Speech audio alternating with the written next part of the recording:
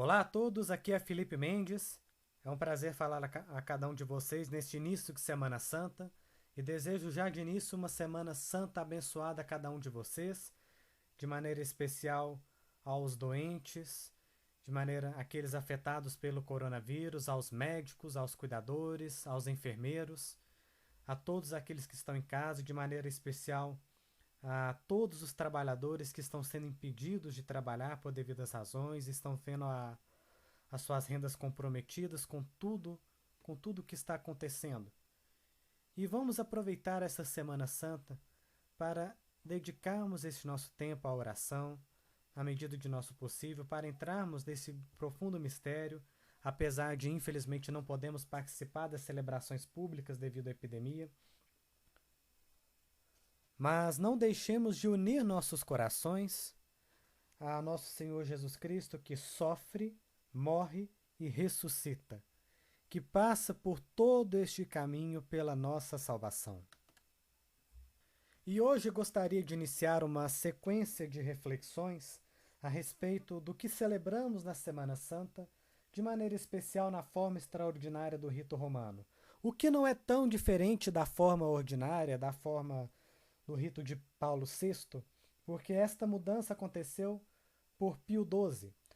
A Semana Santa era celebrada de uma forma distinta na forma de Pio V, no início do século XX, porém ela foi alterada nesse mesmo período por Pio XII para uma forma como é conhecida por nós até hoje.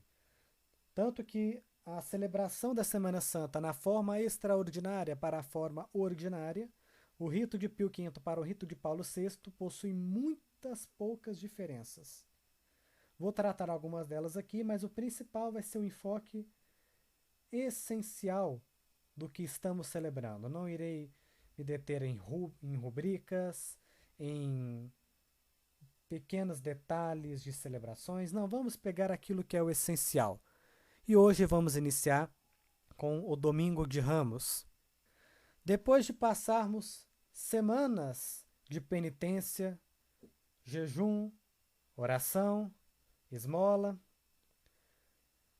uma semana em específico que foi a Semana da Paixão, essa semana que se passou, é a semana em que as imagens são veladas por um pano roxo, por um pano escuro, para que nós nos detenhamos às reflexões da paixão.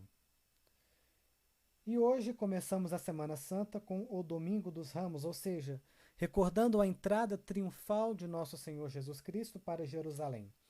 Tanto nas duas formas, quanto na forma extraordinária quanto na forma ordinária, a celebração ela começa do lado de fora, com a bênção dos ramos, com a procissão solene em honra a Cristo Rei, até a igreja, cantando os cantos dos filhos dos hebreus, com ramos de palmeiras, no caso, na forma extraordinária, pueri hebreorum, portant ramum olivarum, obviaverunt domino clama edicentes Hosanna in excelsis. Os inocentes hebreus, empunhando ramos verdes, vão ao encontro de Cristo, clamando Hosanna nas alturas, Hosanna aos céus. É lido o evangelho da entrada de Nosso Senhor, geralmente é o texto de Mateus, da entrada triunfal de Nosso Senhor, os discípulos pedindo para soltar um jumento que estava amarrado, porque o Nosso Senhor precisava dele. Os cantos, Hosana ao filho de Davi, bendito que vem em nome do Senhor. Após a entrada na igreja, prepara-se para a segunda parte da missa, que é a parte da paixão, a celebração da paixão. Muitos podem questionar, mas por que celebramos a paixão, se no caso seria o tempo de Ramos, o domingo de Ramos? Por que lê o Evangelho da Paixão?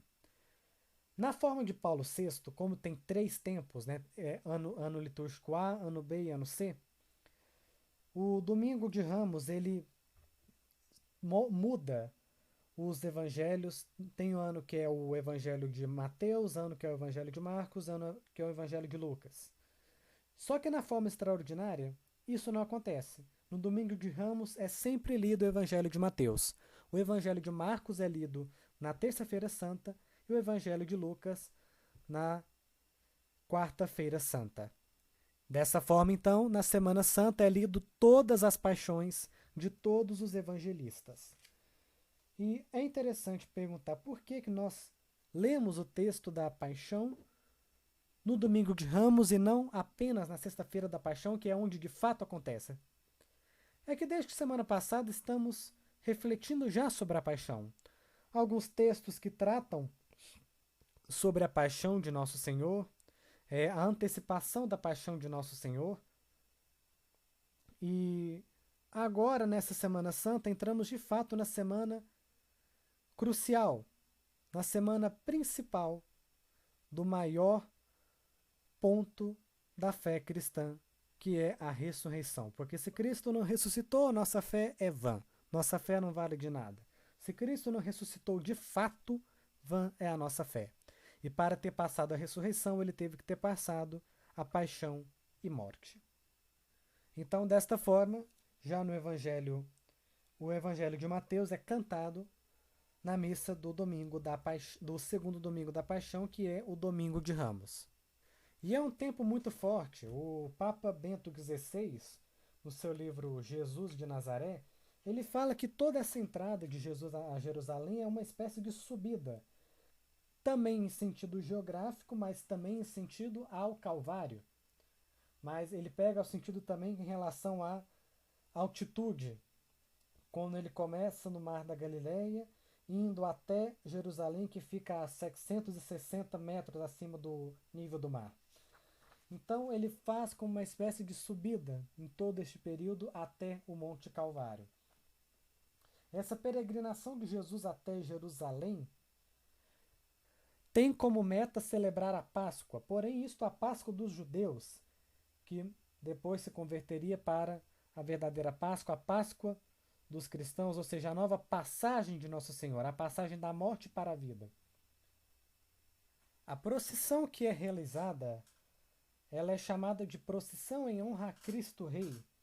Isso devido à própria passagem de Zacarias, que é tratada no Evangelho, se não me engano, é citado tanto no Evangelho de Mateus quanto no Evangelho de João, a respeito daquela passagem de Zacarias no capítulo 9. Dizei a filha de Sião, o teu rei vem a ti manso e montado em um jumento, em um jumentinho, filho de uma jumenta.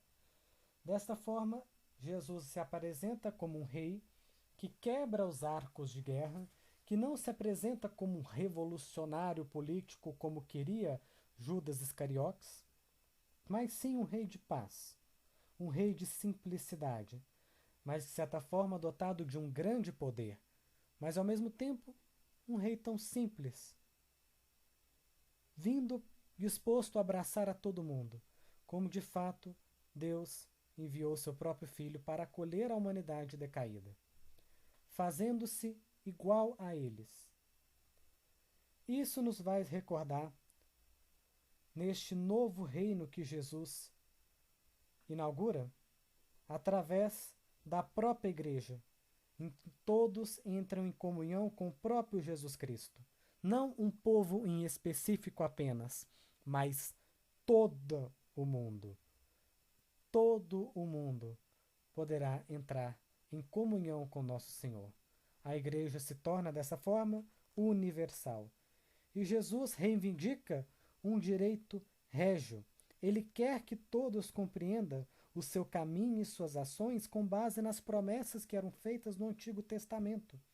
O Antigo Testamento foi feito para ele. Ele age e vive na palavra de Deus. O seu objetivo, sua pretensão era obedecer ao Pai. Dessa forma, cumprindo-se as passagens da Sagrada Escritura. E que maneira mais bela de perceber a simplicidade do reinado de Nosso Senhor ao ver as crianças acolhendo Jesus entrando em Jerusalém montado em um jumentinho, gritando Hosana ao filho de Davi.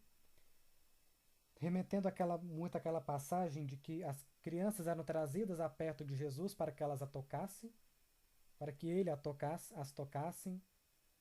E muitos queriam afastá-las, E Jesus dizendo: deixai vir a mim as criancinhas, porque dela é o reino dos céus. Todo aquele que receber o reino de Deus como uma criança, não entrará nele.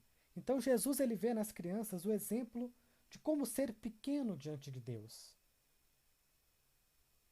O que é necessário para poder passar pelo buraco da agulha?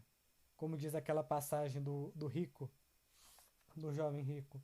Ou seja, a simplicidade da humildade e da pureza necessária, exemplificada pelo próprio Nosso Senhor, Rei de todo o universo, se fez humano, montado em um jumentinho.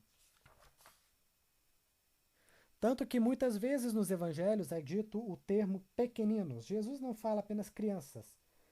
Todo aquele que receber o reino de Deus como criança, todo aquele que fizer mal a um desses pequeninos.